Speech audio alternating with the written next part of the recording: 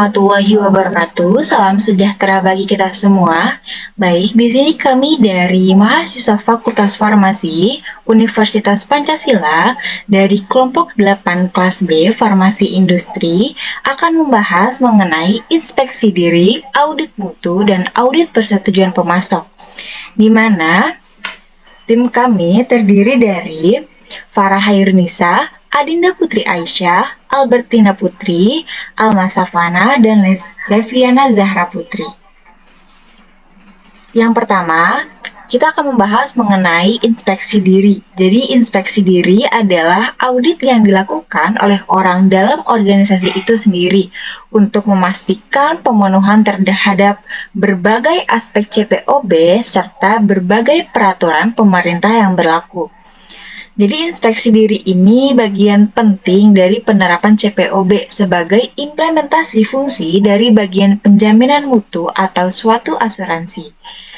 Kenapa inspeksi diri harus dilakukan?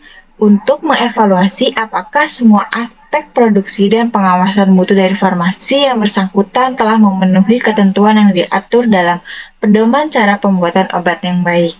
Jadi, inspeksi diri ini harus dilakukan secara independen dan rinci oleh petugas yang kompeten dari perusahaan yang bersangkutan. Lalu ada hal-hal yang perlu kita perhatikan dalam inspeksi diri. Yang pertama adalah programnya dirancang untuk mendeteksi kelemahan dalam pelaksanaan CPOB agar menerapkan perbaikan yang perlu dilakukan. Lalu yang kedua dilakukan independen dan rinci. Yang ketiga dilakukan secara rutin. Selain itu pada kasus khusus misalnya penarikan obat jadi dan penolakan yang berulang. Yang keempat, saran untuk tindakan perbaikan harus dilaksanakan. Lalu yang terakhir ada prosedur dan catatan didokumentasi dan dibuat program tindak lanjut yang efektif.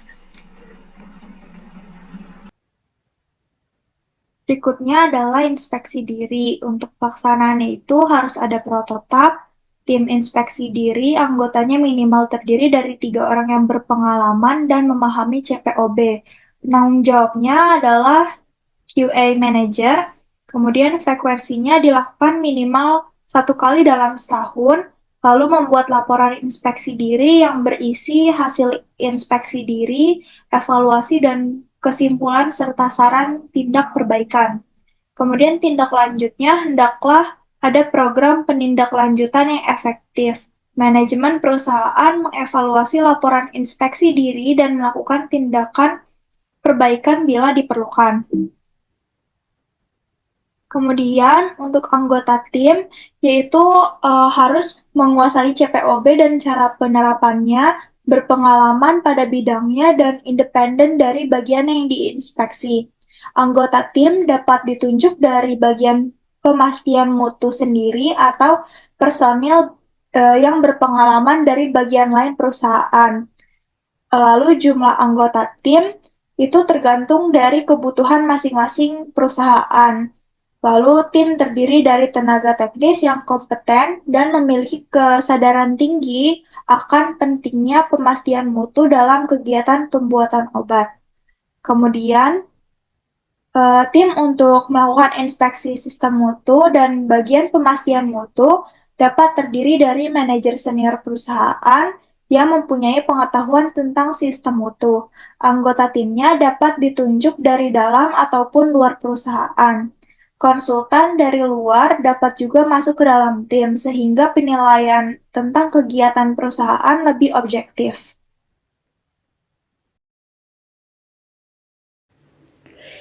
Jadi, inspeksi diri ini mencakup beberapa aspek sebagai berikut. Yang pertama, profil fasilitas distribusi. Kedua, manajemen mutu. Ketiga, personalia. Keempat, bangunan dan peralatan. Kelima, proses operasional, yaitu termasuk pengadaan, penerimaan, penyimpanan, pengiriman atau penyaluran, keluhan, obat dan atau bahan obat kembalian atau retur yang diduga palsu, dan penarikan kembali atau recall. Yang keenam ada transportasi. Ketujuh, fasilitas distribusi berdasar kontrak. Dan yang terakhir ada dokumentasi.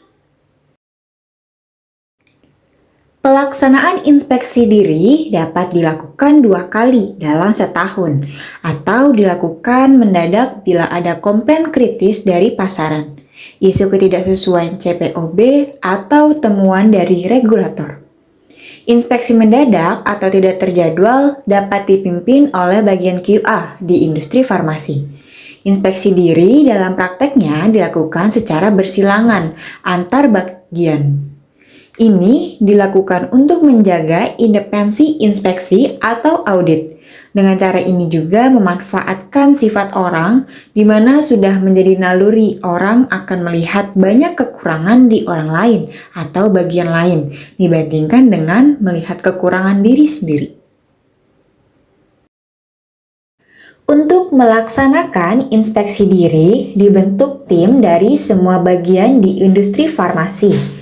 Bagian-bagiannya antara lain adalah QA, QC, teknik, PPIC, gudang, dan produksi. Setiap tim terdapat pimpinan tim dan anggota. Pimpinan atau ketua tim didasarkan pada pengalaman dan pelatihan yang pernah dijalankan. Inspeksi diri CPOB dapat digabungkan dengan inspeksi lain di industri seperti ISO, SMK 3, atau HACCP. Industri dapat memilih sendiri apakah pelaksanaan industri digabung atau dipisahkan sendiri-sendiri. Masing-masing mempunyai kekurangan dan kelebihannya. Jadi berdasarkan penjelasan tadi, tim untuk inspeksi diri di industri itu terdiri atas pemimpin tim dan juga anggota tim. Pemimpin tim itu punya wewenang penuh, lalu juga harus yang berpengalaman dan dapat diangkat dari dalam ataupun dari luar perusahaan. Jadi dia nggak selalu dari dalam perusahaan.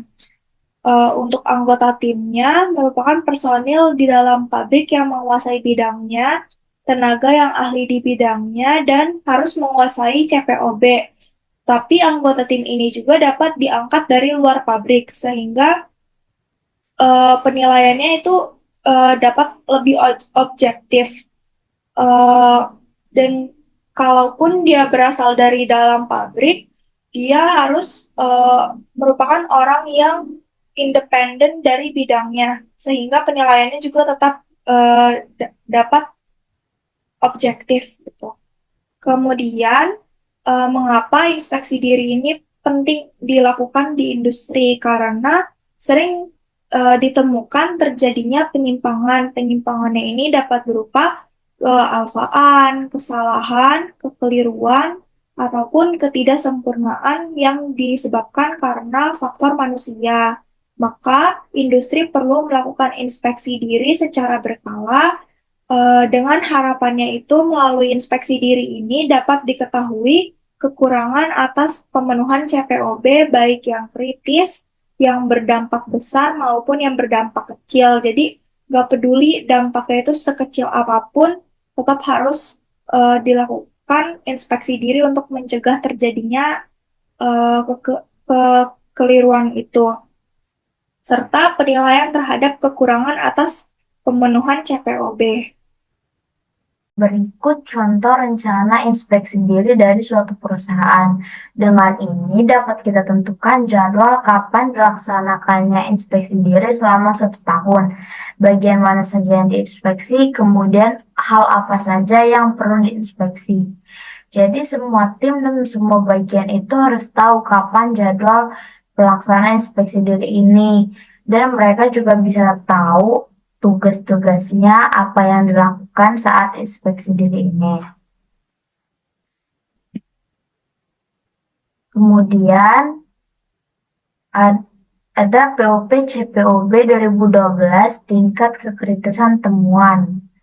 Dalam melaksanakan inspeksi diri, kita bisa mengetahui apa yang kurang atas pemenuhan dari kekurangan atas pemenuhan dari CPOB, baik yang kritis, berdampak besar, dan berdampak kecil. Untuk penilaian terhadap suatu kekurangan pemenuhan CPOB tersebut dapat kita kategorikan berdasarkan tingkat kekritisannya tersebut, yaitu ada kritis. Kritis adalah kekurangan yang mempengaruhi mutu obat dan dapat mengakibatkan reaksi fatal terhadap kesehatan konsumen sampai kematian.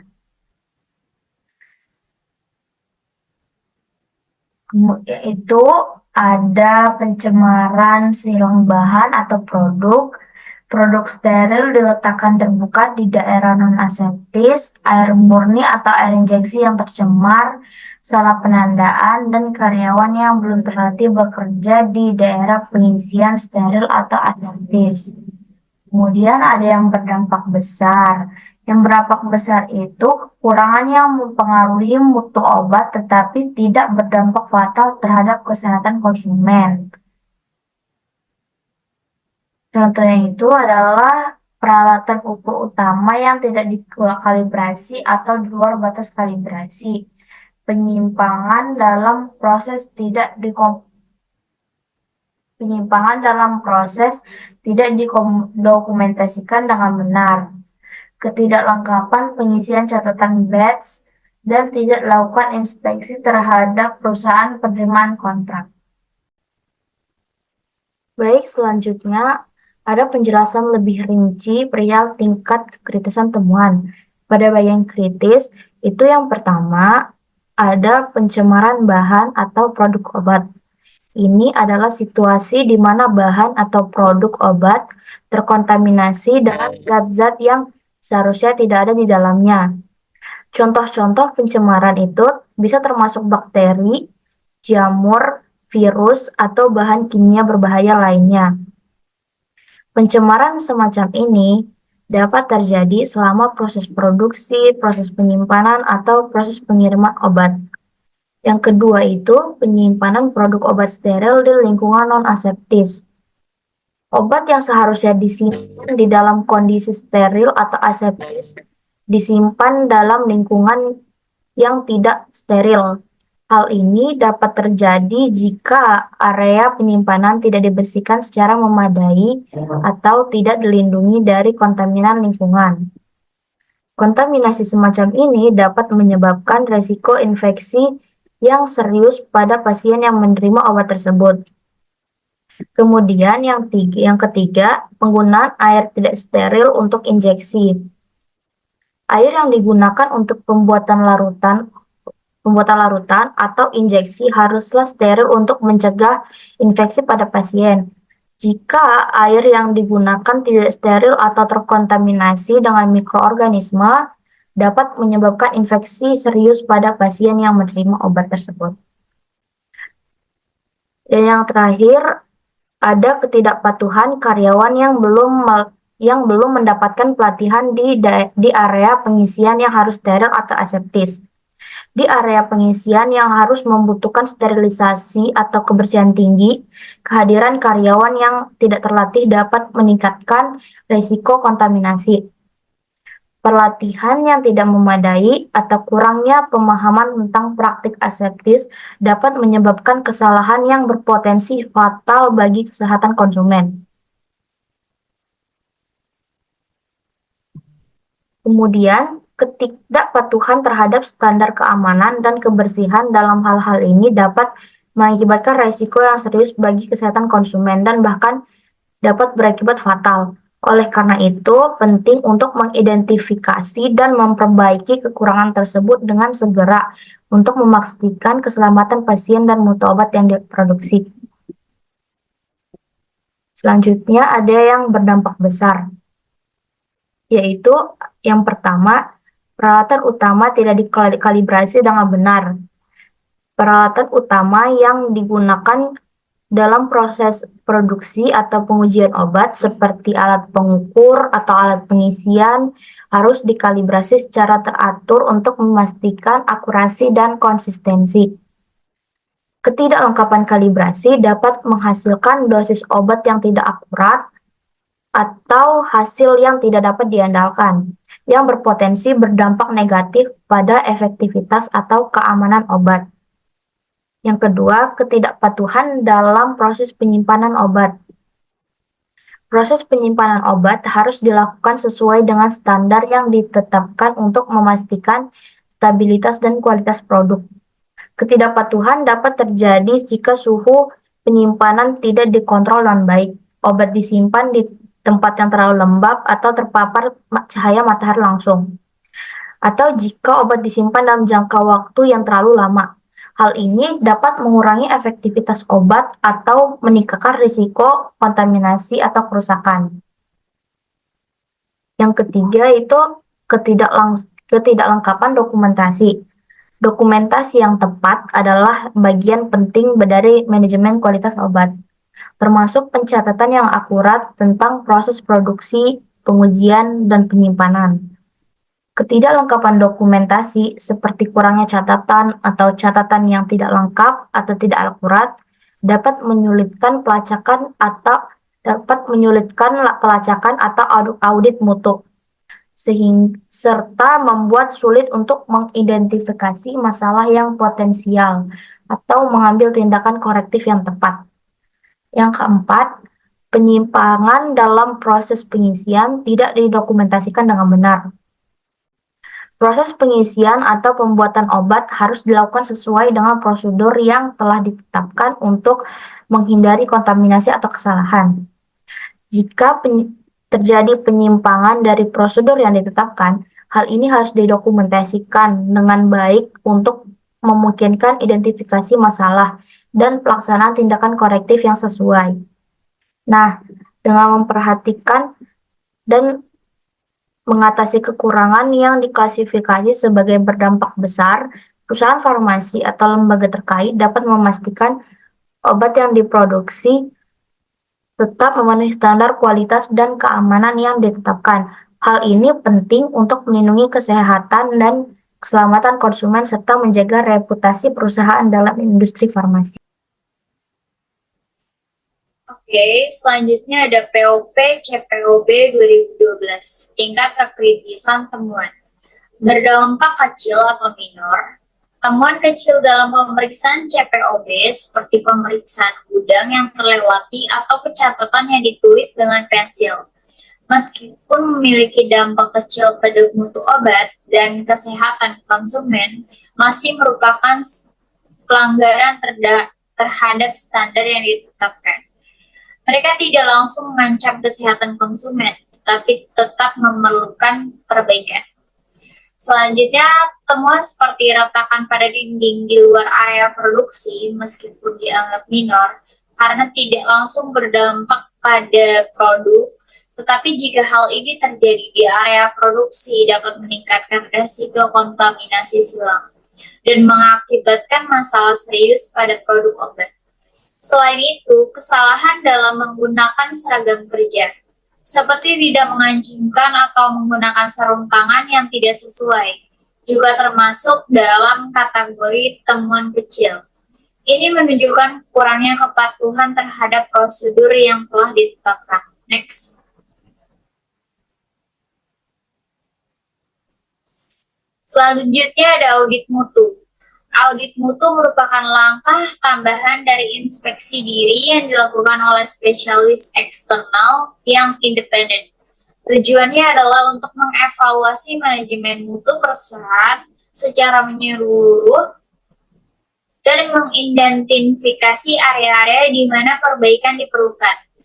Audit mutu juga dapat melibatkan pemeriksaan oleh otoritas pengawas obat dan makanan atau Badan POM sebagai bagian dari proses sertifikasi ini. Penting untuk memastikan bahwa perusahaan mematuhi semua regulasi dan standar yang berlaku dalam industri farmasi. Next.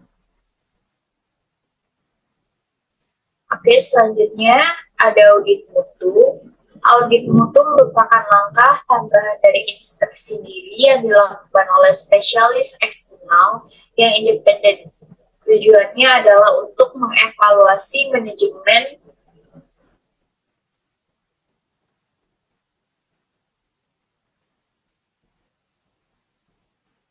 Oke, selanjutnya ada audit mutu.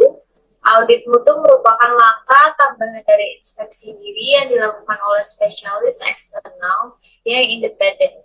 Tujuannya adalah untuk mengevaluasi manajemen mutu perusahaan secara menyeluruh dan mengidentifikasi area-area di mana perbaikan diperlukan.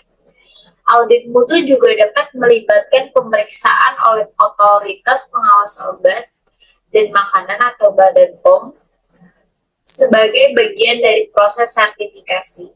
Ini penting untuk memastikan bahwa perusahaan mematuhi semua regulasi dan standar yang berlaku dalam industri farmasi. Tentunya audit mutu ini biasanya melibatkan beberapa tahapan yang rinci, yaitu yang pertama ada perencanaan. Pada tahap perencanaan ini itu tahap awal audit di mana tujuan, ruang lingkup, dan jadwal audit ditentukan. Hal ini melibatkan identifikasi proses sistem dan dokumentasi yang akan dievaluasi. Lalu yang kedua ada pengumpulan informasi, yaitu tim audit akan mengumpulkan informasi terkait dengan sistem manajemen mutu, termasuk kebijakan, prosedur, dan catatan kerja. Yang ketiga ada pemeriksaan lapangan. Tim audit akan melakukan kunjungan ke lokasi fisik perusahaan untuk memeriksa implementasi sistem manajemen mutu secara langsung, termasuk pengalaman proses produksi dan interaksi dengan personel. Lalu selanjutnya ada evaluasi dokumentasi. Audit juga melibatkan evaluasi dokumen-dokumen terkait manajemen mutu seperti manual mutu, prosedur operasional standar atau SOP, dan catatan kerja. Next. Lalu selanjutnya ada temuan dan analisis. Setelah pengumpulan informasi dan pemeriksaan lapangan, tim audit akan menganalisis temuan mereka untuk mengidentifikasi kekuatan dan kelemahan dalam sistem manajemen mutu perusahaan. Lalu ada pelaporan. Hasil audit yang akan disampaikan dalam bentuk laporan audit yang mencakup temuan, rekomendasi perbaikan, dan langkah-langkah tindak lanjut yang diperlukan. Lalu yang terakhir ada tindak lanjut. Perusahaan akan menindaklanjuti temuan audit yang dengan mengimplementasikan perbaikan yang diperlukan untuk meningkatkan sistem manajemen mutu mereka. Selain itu, jika audit melibatkan pemeriksaan oleh otoritas pengawas bagi Badan POM, proses tersebut juga akan memerhatikan kepatuhan terhadap regulasi dan standar yang berlaku dalam industri farmasi seperti GMP atau Good Manufacturing Practice. Selanjutnya ada audit dan persetujuan pemasok. Yang pertama itu ada tanggung jawab pemastian mutu bersama dengan bagian lain yang terkait syarat pemasokan bahan awal maupun bahan pengemasan yang mempunyai spesifikasi yang sudah ditentukan. Yang kedua, itu ada daftar pemasok, disetujui dan ditinjau ulang secara berkala. Jadi sebelum masuk ke bagian farmasi itu harus dilakukan daftar pemasok. Setelah itu, apabila sudah disetujui baru bisa masuk ke farmasi. Selanjutnya, yang ketiga itu dilakukan evaluasi sebelum pemasok disetujui. Habis itu evaluasinya itu seperti yang pertama ada mutu bahan yang dipasok, yang kedua itu ada kecepatan tanggapan pemasok apabila ada masalah, keluhan, atau pertanyaan. Yang ketiga itu ada ketepatan waktu penerimaan, yang keempat itu ada ketepatan jumlah pengiriman, yang kelima itu ada harga. Lalu yang keempat itu kemampuan memasok memenuhi standar CPOB.